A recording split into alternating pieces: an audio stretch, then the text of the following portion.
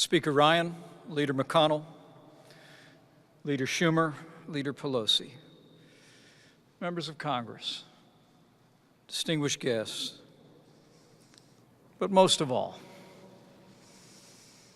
President George W. Bush, Governor Jeb Bush, Neil, Marvin, Doro, and the entire Bush family. It is deeply humbling to stand before you today at the beginning of a week in our nation's capital when we will commemorate and celebrate the lifetime of service and leadership of the 41st President of the United States, President George Herbert Walker Bush. The Bible tells us to mourn with those who mourn and grieve with those who grieve. And today, on behalf of the First Family and my family and the American people, we offer our deepest sympathies and respects to your family. And we thank you for sharing this special man with our nation and the world. Today, President Bush becomes the 32nd American to lie in state in the United States Capitol Rotunda. Soon, Americans from every corner of the country and every walk of life will make their way to this rotunda to pay the respects of a grateful nation. Upon the death of Abner, it is written that King David said, "Do you not realize that a commander and a great man has fallen in Israel this day?" George Herbert Walker Bush was such a man.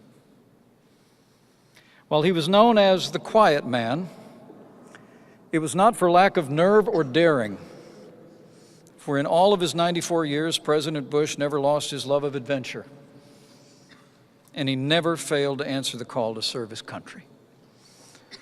Born into a tradition of public service, George Herbert Walker Bush began his own life of service when he was still in high school.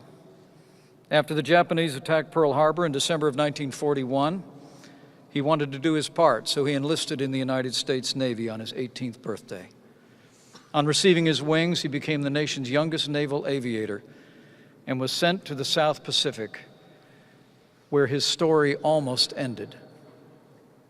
September 1944, on a bombing raid over Chichijima, his aircraft was hit. His engine caught fire, but he still managed to hit his target before bailing out and being rescued by American forces after some 4 hours at sea.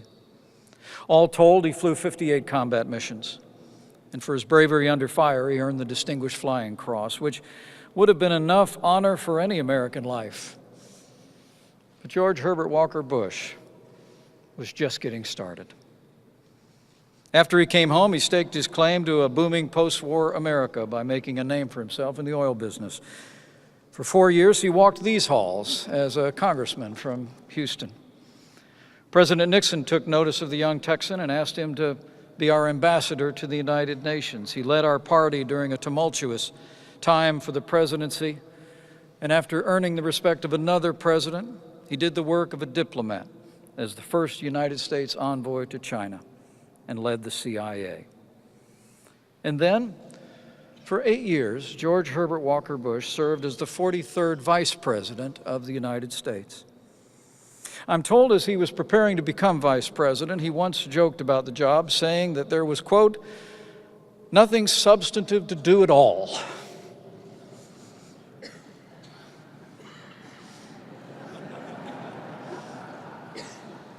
But as history records, during those years, he set the standard as a sound counselor and loyal advisor to an outsider who came to Washington, D.C. to shake things up, cut taxes, rebuild the military, and together they did just that.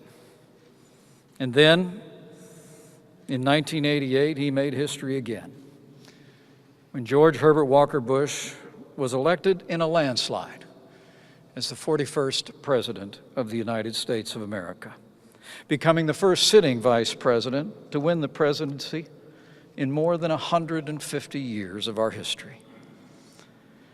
He served during an uncertain time in the world, made momentous by his leadership.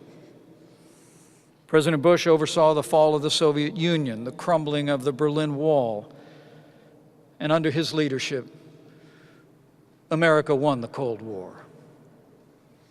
He took our nation to war to repel aggression in the Persian Gulf, and through his leadership as Commander-in-Chief and the brilliance of our armed forces, the United States won a decisive victory. When President George Herbert Walker Bush left office, he left America and the world more peaceful, prosperous, and secure. President Bush was a great leader who made a great difference in the life of this nation. But he was also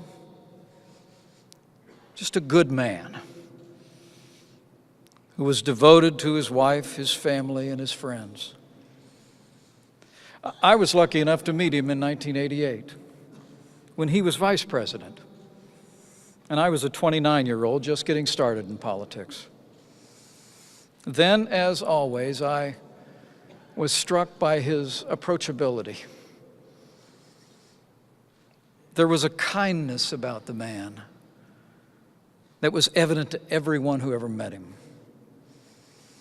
All his years in public service were characterized by kindness, modesty, and patriotism. He was so modest, in fact, that he never wrote an autobiography. But he did leave a record of his life in the thousands of letters that he wrote. I'm told that he started writing letters to his parents when he was 18 years old. And over time, his circle of correspondence grew to include family, friends, advisors, staff, business associates, former presidents, and just about anyone who would take the trouble to write to him. After a lifetime of writing letters, my son got one just not too long ago. As I told two of his sons this weekend, when our son made his first tailhook landing as a Marine aviator on the USS George Herbert Walker Bush, I took the liberty of writing the ship's namesake to ask for a small favor. I didn't write him as a vice president to a former president. I just wrote as a proud dad of a Marine aviator to a former Navy pilot. I asked him to sign a picture of the flight deck that I could give to my son. Now, we were told by the staff that the president had long since ended the practice of signing autographs, and we understood that. But little to my surprise, just in time for my son's winging, there came not only a signed photograph, but, of course, a letter, hand-signed as well, August 2018. In that letter, President Bush wrote to my son, in his words, "Congratulations on receiving your wings of gold. I know how proud you and your family are at this moment." And then, in words that assured us that the letter came directly from him, he wrote, quote, "Though we have not met, I share the pride your father has for you during this momentous occasion, and I wish you many CAVU days ahead. All the best, G. Bush."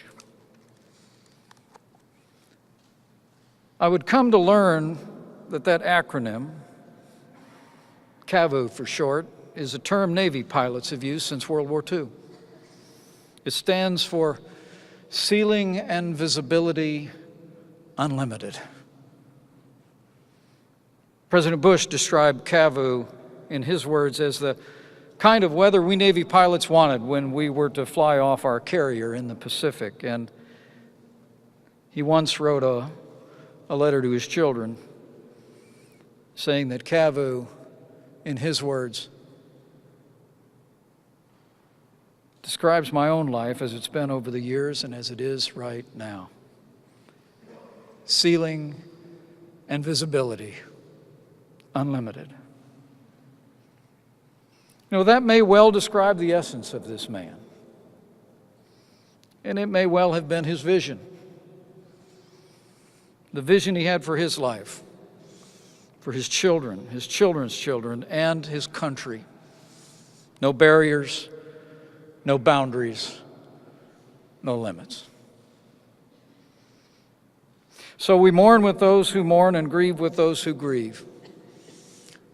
But we do not grieve like those who have no hope. For President George Herbert Walker Bush had that hope. His faith sustained him throughout his life of service, and we pray that faith will be a source of comfort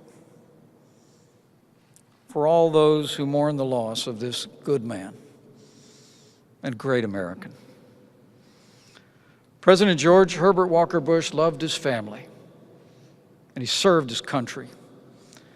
His example will always inspire, and his lifetime of service will be enshrined in the hearts of the American people forever.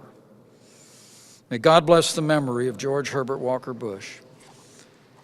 May God comfort his family and friends. And may God continue to bless the United States of America.